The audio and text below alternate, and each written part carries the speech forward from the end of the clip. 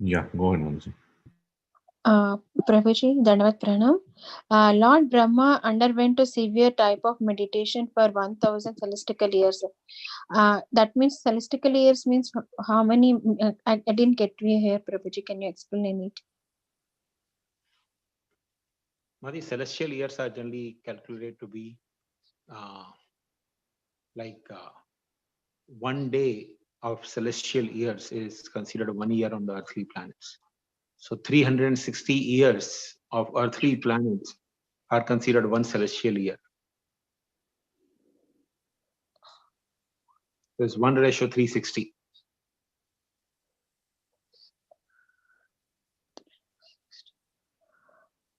So three.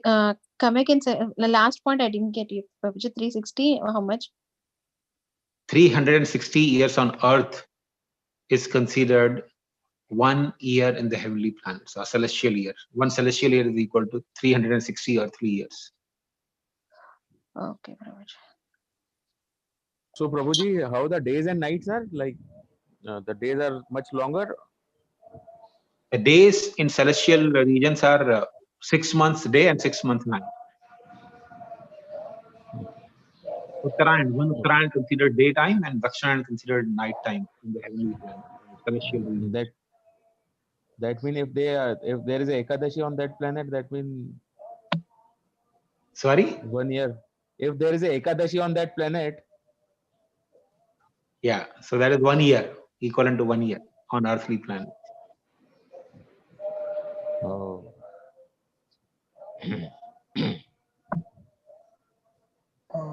But I also have a question regarding this. That do the demigods or like Brahma or the demigods, do the experience of their time is similar to like if we as human beings spend 1 year, sorry, one lifetime, we have some sense of feeling of what 100 years are. So they have a longer time span, so they feel the time is really long, or they feel with respect to them they feel it's the same time that we are experiencing. For every living entity, the respective time is considered to be longer.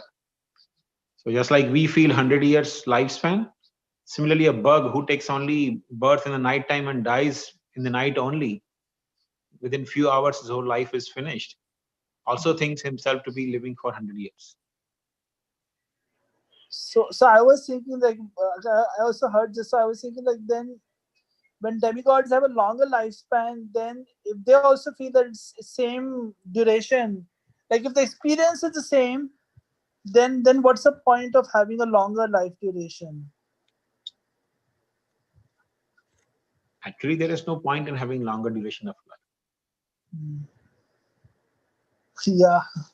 The only thing is because of the karma, karmically, demigods, they have better karma, therefore they have the better facility for enjoyment. And better facility doesn't mean only in terms of facility, but in terms of time span also. So the time span for enjoyment is also better. For example, we after 10, 12 hours or 15 hours, we feel like sleeping. We have to sleep. But that's not the case with the demigods. They can go on, enjoying for, like, in our estimation, we say 1 year is equal to 1 day of them. So they can go for many, many months, simply enjoying same thing. Like we sit for a couple of hours, or maybe we sit for half an hour and eat nice meal. So half an hour in the heavenly planets would be long duration of time. They can go on eating for that long. So the enjoyment is in every way. They have better facility. So time wise they have better facility. The quality wise they have better facility for enjoyment. So basically, like if they spend, let's say, 1 day, it's not that they feel that 1 day as like as we feel our 1 day. They would feel okay, like that 1 day is like for a year long. It's a very long time. No, they also feel 1 day like 1 day only. Okay. They don't feel that their one day is like 1 year. No, they still feel Okay. 1 day like 1 day only, because they have different body, and their body is tuned in different way. Hmm. So they sleep for 4 months. Okay. We cannot sleep for 4 months. There is no way we can sleep for 4 months continuously. Hmm. But they can sleep for 4 months, which is equivalent to 8 hours for them. Hmm. Okay. I have one follow-up question, Prabhu. Thank you, bro. Yes, please. So in demigods are called animesha also, right? Your voice is not clear, Prabhu. Can you hear me, Prabhu? Hello? Yeah, Prabhu. Now it's better. So the demigods are called animesha also, right? Like the one who never blinks. Uh-huh. So what's the reason? Like, means they sleep without blinking eyes, or like any reason for that, not blinking their eyes? No, blinking the eyes doesn't mean that they don't close their eyes in the night when they sleep. Blinking the eye means as we blink eyes every few seconds, their eyes don't blink like this. Oh, is it a better? Is there any reason, right, Prabhu? That means we always like blink, like respect our time frame. But I'm just curious why. I mean, they are called as animesha because they don't blink. But any reason like having that? Is it considered a better facility? Definitely, it's a better facility. Like this can be understood through the prayers of gopis. You know, as human beings, we don't realize so much. Okay. But gopis realize, right, within even a nimesha, when their darshan of Krishna is obstructed, so they were cursing Brahma. So for gopis, in one way, looking at Krishna is great enjoyment or great joy. So similarly, people in heavenly planets also have beautiful objects to look at. So they have better facility in one way to enjoy. Okay. Thank you, Prabhu. Really. I have a question. So even my understanding was that our 1 year is 1 day of demigods, and 360 such days or 360 years is one celestial year. And Brahma did tapasya for 360 into 1000 years. Yeah. But when I was reading second canto, chapter 9, verse 8, in that purport, Prabhupada has written 1 celestial year is equal to 6 into 30 into 12 into 1000 of our years. I just got confused when I read this a few days back. Could you repeat how many years he said? 6 into?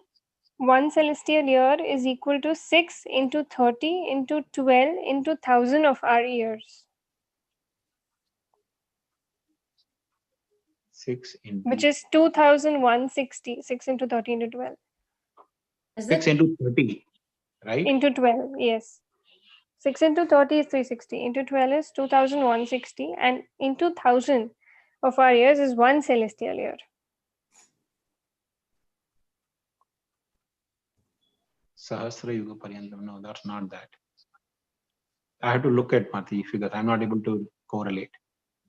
I have to look that. Even I got confused when I read this because my understanding was exactly like, okay, 360 into 1000 would be the Brahma's year. But it is a different calculation altogether. Prabhu, I was just, And that when she said that, I was thinking, is it 6 days, 30 days in a month? even I think that 30 days and 12 months, yes. 1000. But that So- is 1 year, 1 celestial year. Into another 1000 is what actually Brahma did tapasya according to this calculation. Brahma did tapasya for 1000 years, right? That's 1000 what it says. celestial years. 1000 celestial year, and in our 1 celestial year, 6 into 30 into 12 into 1000. 6 into 30 into 12. Hmm. So 6 into 30 will be 180 days. 180 days Yeah. into 12. I just calculated now on calculator. It's 2160 it's coming. So I got confused here. I need to look at that, Madhvi. I don't know in which Prabhuji, context. 2.9. I remember when we were there at Canto 2, Chapter 9, verse 8, and when we read that verse, we had a discussion on the same issue, and we couldn't able to figure out what happened on that time also. We had the same question at that time. So what are the verse number? 30 into 12 is 360, but what is that 6? Extra, it is something 6, typo or something. Could be a type or something. So what are the verse number you said, Mataji? Can I share my screen, Prabhuji? Yeah, Mataji, please go ahead and share. Okay. It's 2.9.8. 2.9.8.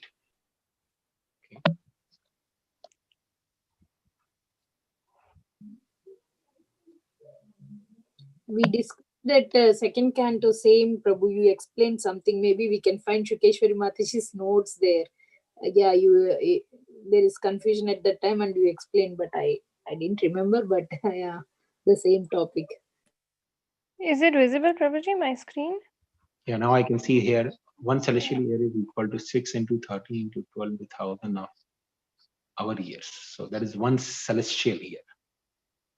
Okay. Oh, I remember that what this Nandabhaji Prabhu said, we stopped there because it was not working out. We did the same exercise last time as well. Sorry, Only I wasn't there in the call. The typo can 6 be a typo, and just like 30 into 12 will be 36, 360. So 360 years and 1000. But that is years. about one celestial, Prabhuji, not 1000 celestial years. Prabhu, was the question is 6 means what? Is the number of days in a week? That's a good question, because 30 Is it, days. Prabhuji, is it the ratio of Brahmaloka to heavenly planets? No, Mataji, I don't think so. So the translation says Lord Brahma underwent penances for 1000 years by the calculation of the demigods. What is the verse number, Mataji? 2.9.8, Prabhuji. Yeah, so demigod 1 year is equal to 12 into 360. Prabhupada says one celestial year is equal to 6 into 30 into 12 into 1000. So we are saying 360 years. Okay. It looks like a typo because if Prabhupada is explaining that 1000 celestial years, so 360 years time 1000. So maybe there may have been some typo, and I don't know why 6 is there. Oh, yeah. Prabhu, I was just thinking 6 into 30 into 12 is the demigod calculation. For our calculation, it is into 1000. Does that make sense? Yes, Mataji, but 6 what is the 6, Mataji? Just now Prabhu said that 13 to 12, that is 360. Our 360 years will be there 1 year. So we can understand 30 into 12 into 1000, but we can't understand that 6. 6 could mean the Dakshinayana and the Ayana. Yes.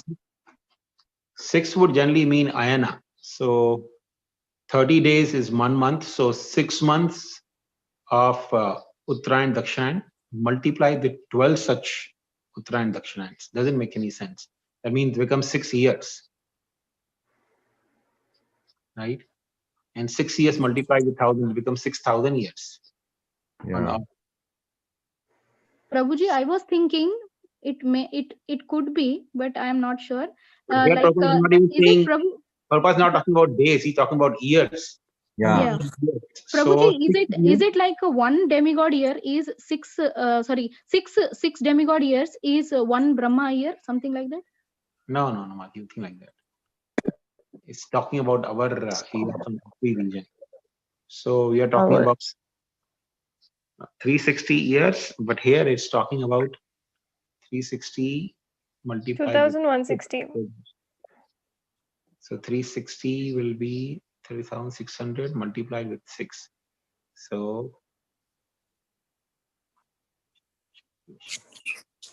Prabhuji, in 7th canto, and Hiranyakashipu when did tapasya for 1000 years. In that paper, Prabhupada wrote that it was means 6 months is equals to 1 day of Devya. 1 day and then 6 months, 1 night. Yeah. So 1 year is 1 day. our 1 day is equals to, our 6 months are is equals to 1 day of Devi. Yeah, I don't know that's day or night. I don't know, 24 hours No, or that's what. 12 hours. That's 12 hours. 6 months is equal to 12 hours. And then 1 year is like 24 hours. That is 1 day. That's what we're discussing. 360 years is equal to 1 year for them. But here the calculation is different.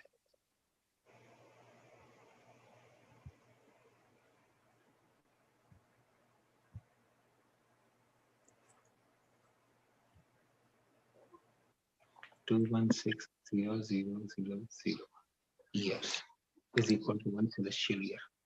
Yeah, it's And not 1,000 such years. Yeah, it's not fitting in some other calculation. I don't know in what context Prabhupada is saying. Prabhuji, my question is, as we go higher up the planets, like, so the demigods have a higher lifespan than us. Then is Brahma not having a higher lifespan than demigods? It will be same as the demigods? No, Brahmaji's lifespan is much, much higher than demigods. So what is the timing difference though? I mean, like we have the like 1 year of a demigod is 360 for us. What is the timing difference of their Brahma and demigods? It's very huge, Mati. I never calculated, but the demigods, 14 sets of demigods live and die in 1 day of Brahma. And Brahma has 360 days and 100 such years. So it's very huge. There's no even correlation. That's not even of any significance here. We are talking about 1,000 celestial years. Yes, Prabhu. So this somehow they're not making any correlation to me. 216,000. So that becomes 160. So 2.16 million years. This becomes 2.16 million years. No. So that's not befitting neither Brahma Loka nor making sense from the heavenly planet's point of view. Prabhu, I was just thinking, can we quickly look at Bhagavatam itself? We'll know whether it's typo or not, because this is online. Can someone look at the Bhagavatam? Yeah, I checked the. Mataji, I read it in Bhagavatam itself. The book? Yeah. I read it in the book Bhagavatam. Okay. Yeah. What is the sloka number? 2.9.8. 2.9.8. Yes, Prabhu. Probably it could be like 6 into 30 into 2 into 1,000. That comes to the right, whatever we are discussing. 6 into 30 into 12 into 1,000, Prabhuji. Yeah, if it is 2, then it comes to the right number, right? Whatever we are thinking.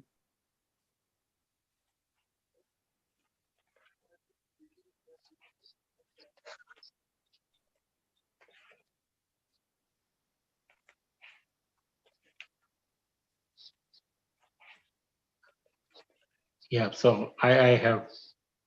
Okay, so it says what is it?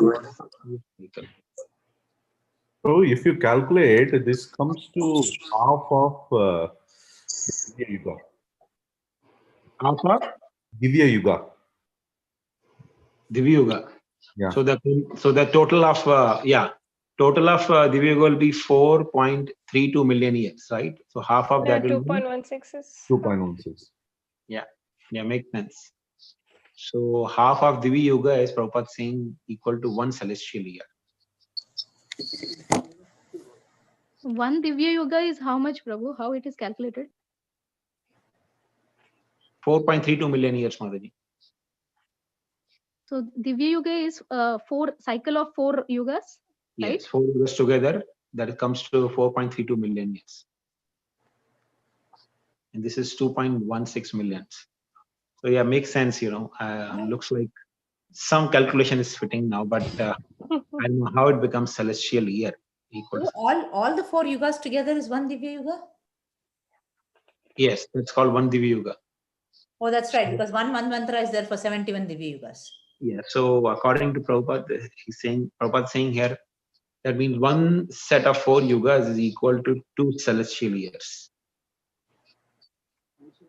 years by the calculation of the time. So that becomes 500. That means half day of Brahma. Right? It becomes exactly half day of Brahma. So Brahma performed tapasya for his half day. That is 1000 celestial years. Half day or actually because there are like 71 Divya Yugas in one Kalpa, right? Yes. So this is half of a Divya Yuga. So like 1/2. Yeah.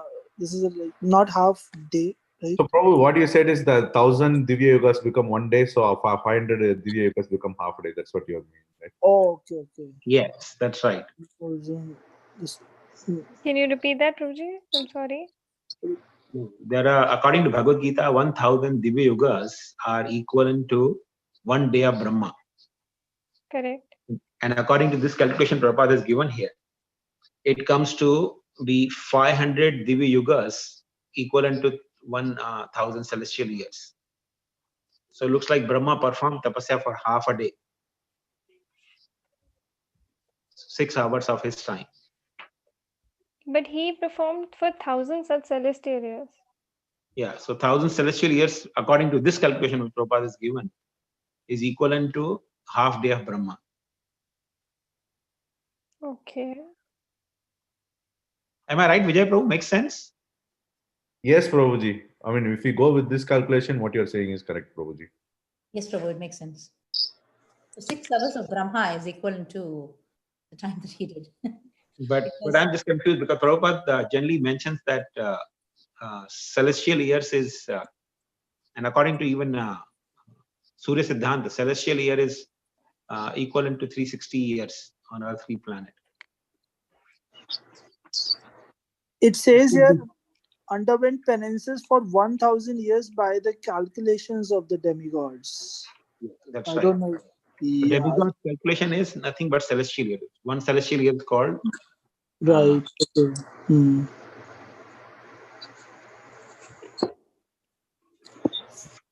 Prabhu, does that mean that the 6 hours of Brahma is equivalent to 360 years of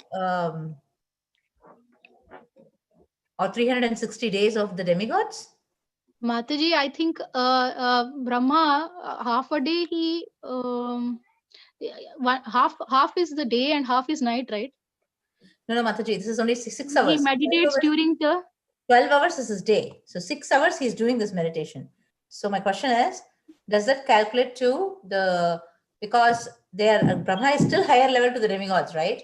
So I'm trying to see the scale that we are talking about, whether Brahma's 6 hours is equivalent to 1 year. 6 hours of Brahma is equivalent to 1 year of demigods. No, Mataji. No. 6 hours of Brahma is equal to 10,000 years. 12,000 years? 1,000 years of Devas. That's what is coming out with this calculation. Yes. Okay. 6 hours. Oh, does that mean 6 hours, Prabhu, there? Yeah. Oh, probably 64 rounds of. 6 hours. I'm really confused. Sorry, No, I'm saying 64 rounds of chanting. Can I stop sharing the screen, Prabhu?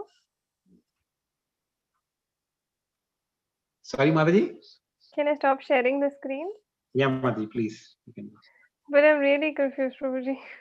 So if you chant 64 rounds, that's equivalent to Brahma's the 1,000 year celestial tapasya he did.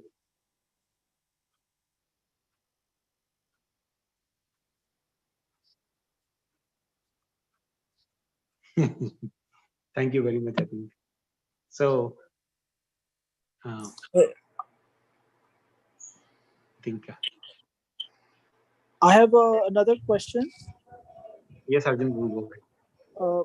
It says in that we read the verse text number 39, it says the potential power is unknown even to the self-sufficient Lord.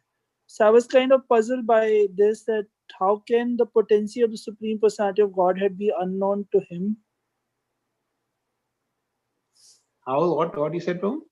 So in the text 39 that we read today, It says the wonderful potency of the Supreme Personality of Godhead is bewildering even to the jugglers in the translation. And then it says that potential power is unknown even to the self-sufficient Lord. So it is certainly unknown to others. So I was kind of puzzled that how can Supreme Personality of Godhead's power or potency be unknown to him?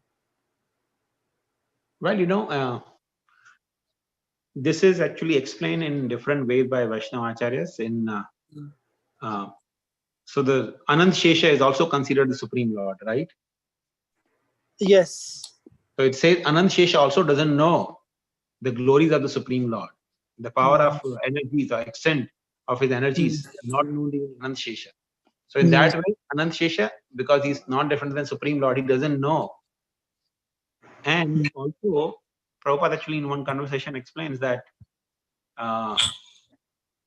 even Krishna doesn't know the extent of his energies in the sense because his energies are ever expanding. Okay. So now suppose say he's omniscient, he knows everything. So he knows now what is the extent of his energy, but next moment the energies have increased. So he doesn't know. So then by the hint of his omnipotence, he again knows the extent of his energies. But again, next moment the energies have increased. Right? Yeah. So there's a continental competition between Krishna's extent of his attributes and glories and his cognizance. Okay. So this is understandable that like he extent of like to like not be able to determine the extent means that he knows and the next moment he doesn't know, but like in this the sentence is like this, he doesn't even know at all, like that kind of No, this is what actually means, that even Supreme Lord is not like that famous anecdote, Prabhupada when he was talking to some Trivedi or Chaturvedi, and he's asking Chaturvedi, okay, who's God? So Chaturvedi says, Swamiji, it's difficult to describe who's God and all. Right. Calls Saraswati is 4-year-old daughter of Shyam Sundar and Malati. Saraswati, tell me, who's God? She says Krishna is God. Krishna is Supreme Personality of Godhead. Because you see, even she knows that Krishna is Supreme Personality of Godhead, but you don't know. She said, so the Chaturvedi said, Swamiji, she knows Krishna is God, but she doesn't know how Krishna is God. Prabhupada said, even Krishna doesn't know how he's God. Yeah. So, so the fact is that even Krishna, for him to know himself, he may know, but the next moment, his attributes and everything has changed. This was again a beautiful example was given by Atma Tattva Prabhu. He was saying, one time somebody actually asked in India, those days in 70s, you talk about Birlas, they were actually the wealthiest families in India. So somebody asked the Birla family's head, do you know how much wealth you have? So he said, actually, I never tried that, but it's a good question you asked me. So he actually employed the whole team of people, and the job for these team of people was to calculate the extent of wealth that Birlas had. So they actually started for months. For a few months, these whole team of people who were working, their job was to find out the extent of wealth Birlas had. So after 3 or 4 months, they actually had the account of all the properties, investment and cash and whatever they had, put together. They brought it to Mr. Birla and he said, we have some extent, some knowledge about your wealth, but we still cannot say precisely because we had started this calculation 4 months ago, and in 4 months things change. So property values have changed, the stock market might have changed, everything has changed. So he said, just imagine ordinary human being, it's possible not to actually know the extent of their wealth. What to speak of the Supreme Lord?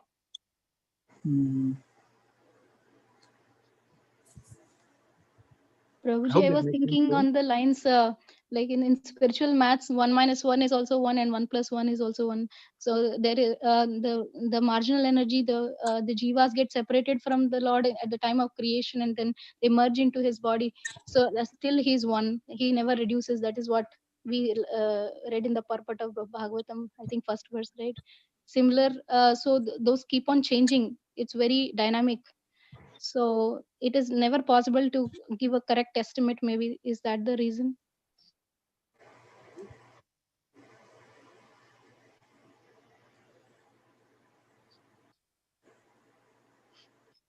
So I hope that makes sense, Prabhu. Yes, Prabhu.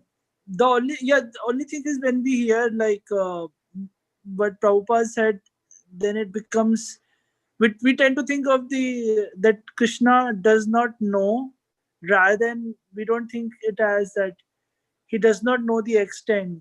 So that then that statement becomes confusing. No, it's not actually confusing in one way, because when you say Krishna's attribute and energies, even Krishna doesn't know himself. It doesn't make Krishna lacking something. It actually to glorify the extent of his energies and opulences that he possesses. Okay, so it's like it's seen in that respect that Yes. there is so much that even he doesn't know that how he's so glorious. Just like, Madhvacharya gives example in this regard. So Sripad Madhvacharya gives example that you say that king has everything. Okay, king possesses all the opulences.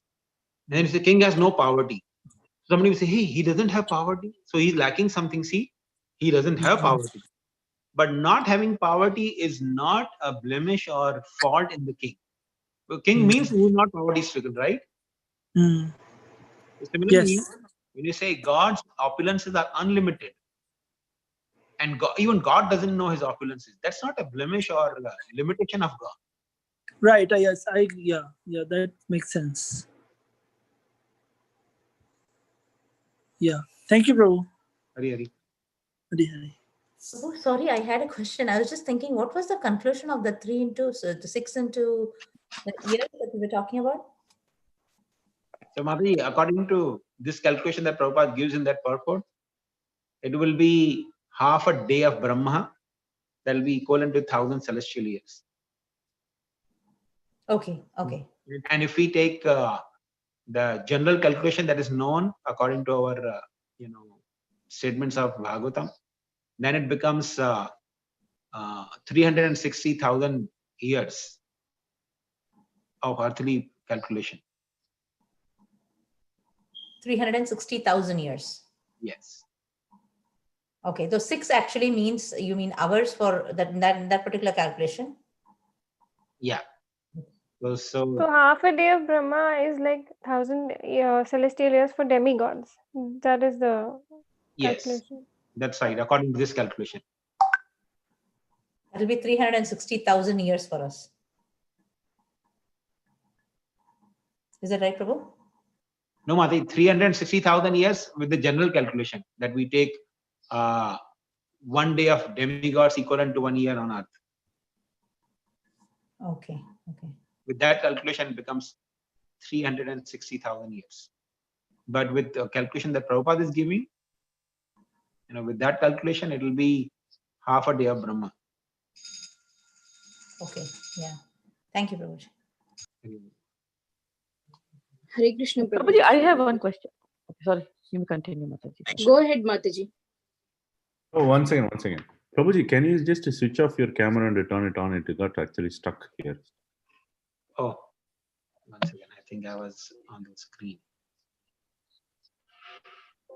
Yeah, actually, I was on the screen seeing the Veda base. Sorry. Yes, Hare Krishna, Prabhuji. Dandavat Pranam, Prabhuji. Prabhuji, just want to know, when soul enters in this material world first time, what body did the soul take, Prabhuji? And where it is mentioned in Puranas or Shastras? Prabhupada mentions in one of the conversations that when a living entity first comes to the material world, he becomes Brahma. So means we all first become Brahma, and Brahma has 100 years of lifespan. So it will take lot of time to enter that soul again in the material time. Then how so many souls are here? Adi, try to understand, there are unlimited universes. Okay, unlimited universes. And when the living entity first desires to, leave Krishna's destination, for Krishna, it's not really very difficult to accommodate him and create one of the universes and make him Brahma of that place.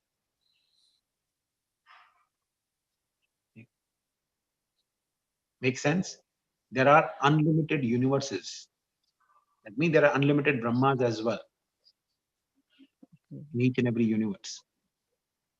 And Okay, for Krishna, it's not at all difficult to make one more universe and give the living entity the charge of that universe by making him Brahma. And in his lifetime, Brahma don't make any karmas, no? Then why did he is getting lower species body? It's not true that Brahma doesn't make karma. Every human being has karma. Yastvindra Gopam Athavindra Mahosva karma. Everyone has karma, including Brahma also has karma. Every human being does have a reaction of their deeds in the form of karma. It's only the species other than human beings don't have any karma. So Brahma is also one of the human species, and therefore he has karma. So if Brahma doesn't perform devotional service sincerely, and he can degrade himself, because human life is a junction where a person can elevate himself or degrade himself. And it is mentioned only by Prabhupada, no, not in any other scriptures, no, Prabhuji. So means generally means if we will say tell to others, they said that this is your theory, your perception. It's not the perfect philosophy. No, one thing for sure, that it's not possible for us to read all the scriptures. But Vaishnav, Acharya means a person who has knowledge of the scriptures. If somebody would have asked Prabhupada, he would have given the reference. Okay. So Prabhupada would not speak something speculation. He will only repeat the words of Krishna from the scriptures. So know for sure that it must be there in somewhere in the scriptures mentioning that a living entity, when he falls from the spiritual world, he becomes Brahma. Only in exceptional cases where the Lord desires a living entity to come to material world, he will not take the position of Brahma. He will simply take the position whatever Krishna wants him to. Like Nanda Maharaj Yashoda come to material world to assist Krishna in his pastimes. Okay. Or Jaya Vijay, they come to the material world to satisfy Krishna's desire to fight with them. So in that case, they don't have to become Brahma, because they come by the will of Krishna. But a living entity coming by his own will becomes Brahma.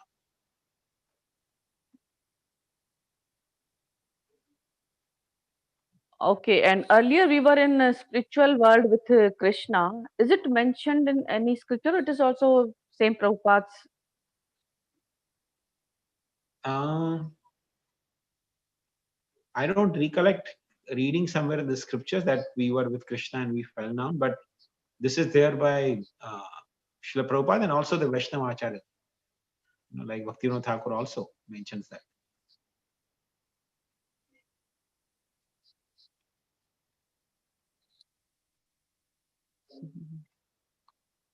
Hare Krishna, Prabhuji. Hare Krishna, Mataji. Prabhuji, are you okay to talk more or you want to take rest? No, Mataji, please go ahead. So Prabhuji, while in the Sistastakam, one of the translation today I was reading, so the last line of that is, please pick me from this ocean of death and place me as one of the atoms of your lotus feet. That means merging into the Lord, right, Prabhuji? That is Sayujya liberation, but we don't aspire, but... No, it doesn't say like that. It says, place me as one of the dust particle at your lotus feet. So dust particle remains separate from the feet.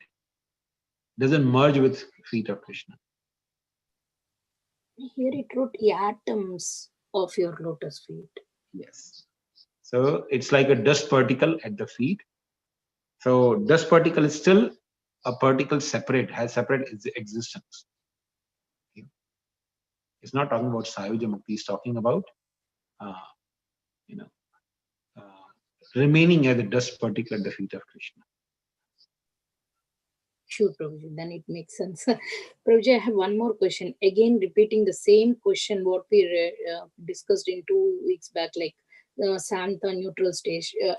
Prabhuji, here in Bhagavatam introduction, it says that the transcendental devotional service have 5 stages of reciprocation. First one I want to read. The self-realization stage just after liberation from material bondage is called Santa or neutral stage. What should we understand? Then further progress, development, then further progress, you go to next stage. Here the material bondage liberation means like a self-realization. When we are doing sadhana bhakti, we move to, raganuga, and then we follow ragatmika, right? At that stage, we revive our, we got to know what is our relationship with Krishna. Then in that mood, we can serve Krishna. After death, at the time of death, or maybe we can go look Vrindavan, we can go to, and then with that stage only we reciprocate with Krishna. But I don't understand when these developments are happen before death, right? Prabhuji, it's talking. Yes, Mati, all the developments can take place before this body ends. Okay, but depends on the living entity's sincere effort. Somebody may take many lifetimes. Somebody may finish the entire business in one lifetime. Then what is just after liberation from material bondage? Liberation means after death, right? But these liberation doesn't mean after death. Liberation means freedom from the material consciousness. There's a concept called Jivan Mukta, right? Jivan Mukta means liberated while even in this world. So liberation doesn't mean after death. Liberation means freedom from material consciousness, the bodily concept of life. Freedom from that conception is called liberation. Like a dhira, like we read in Nectar of, Ishopanishad, dhira, he is a pure self-realized soul. So he get liberated. What we think like that, Prabhu, he is a liberated soul. Yes, liberation means mainly a person who does not recognize or identify himself with the body. Do you have any other examples really we can connect, Prabhu? Example of what, Mataji? Like who are they? Just to connect. So the examples, couple of examples are given in Bhagavatam. Shukdev Goswami, before he became, before he heard Bhagavatam from his father, so he was actually Jivan Mukta. He was actually liberated soul. Similarly, Chatush Kumaras, before Kumaras, they were also liberated souls before they met with Lord Vishnu. Can we say Srila Prabhupada, Prabhuji? Prabhupada is Nityasiddha, associate of the Lord. Not he's always Nityasiddha, associate of the Lord. They are always liberated. But Mataji is talking about the liberated person who later becomes after attaining liberation attains actually devotional service. Oh, okay. Narad Muni, in his life as a son of a maidservant, he was also liberated, Prabhuji? There is no such distinction, but the liberated souls example is mainly given in Bhagavatam of Shukdev Goswami and Chatush Kumaras. Okay. So Prabhuji, then Shukdev is, for example, one Shukdev Goswami we take. What is his reciprocation with Krishna? What stage he is in later? He is, Nityasiddha. He has become Nityasiddha, associate of the Lord by Kirtana. He's always chanting the glories of the Lord, Kirtanam. So we have 9% devotionals to the side.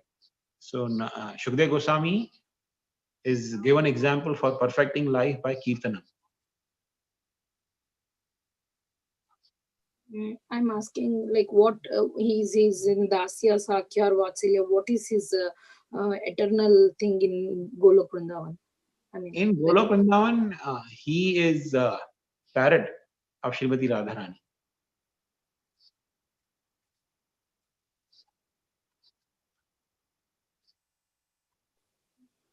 So parrot of Srimati Radharani means he is very much intimately connected with Radha and Krishna's pastimes.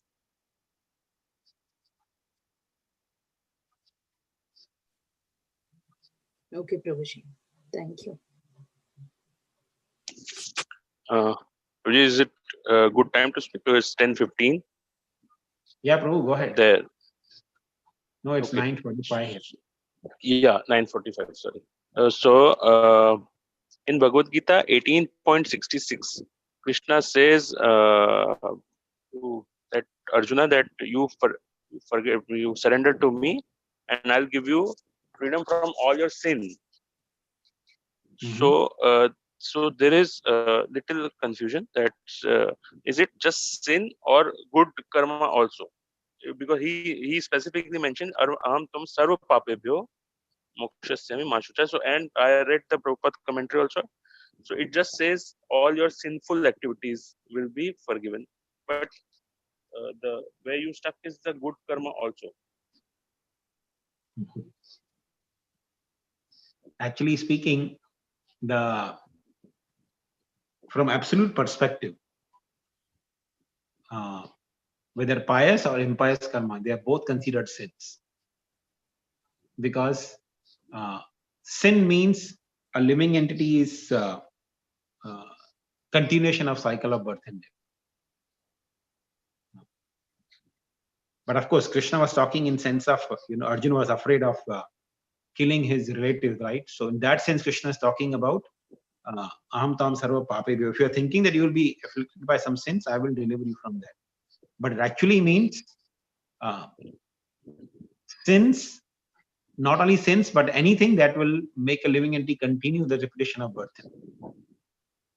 So pious, impious, both. So that because it mentions specifically aham tam sarva papebhyo. So I was little confused with that. Because you see, the context here is Arjuna is afraid of sinful reactions. Okay. Yes. So Krishna is saying, don't worry about the sinful reaction. But in one way, Krishna is actually assuring that you don't be afraid of anything. So if you have Arjuna is afraid of sinful reactions, but you are afraid of pious reactions, that will also Krishna take care of. Mashucha is very significant, that don't be afraid. Yes. Whatever may be your fear. Arjuna's fear was sinful reactions. Our fear may be sinful and pious reactions. So Krishna will take care of everything. Thank you. Prabhuji, in another verse in Bhagavad Gita, like I think the Karma Jam Buddhi Yukta, Krishna says that the devotees, they get rid of both pious and impious activities, like as a verse reference. Yes. Yes. Yeah. Krishna is telling Arjuna, Ubhe Sukrute Dushkrite. You will be free from both Sukrita and Dushkrita.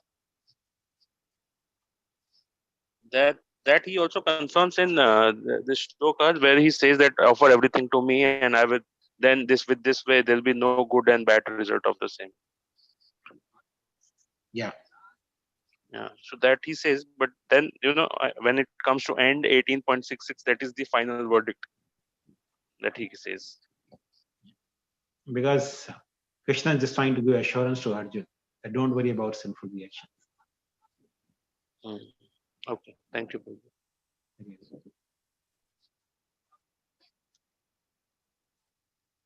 Okay, so I think everybody can take a rest because it's almost 9:45. Tomorrow is Dwadashi, so I think of course in India you have Ekadashi today. So wish you a happy Pandav Nijal Ekadashi. Thank you, Prabhuji. Thank you very much, everyone. Thank you, Prabhuji, and wish us that we should do this properly and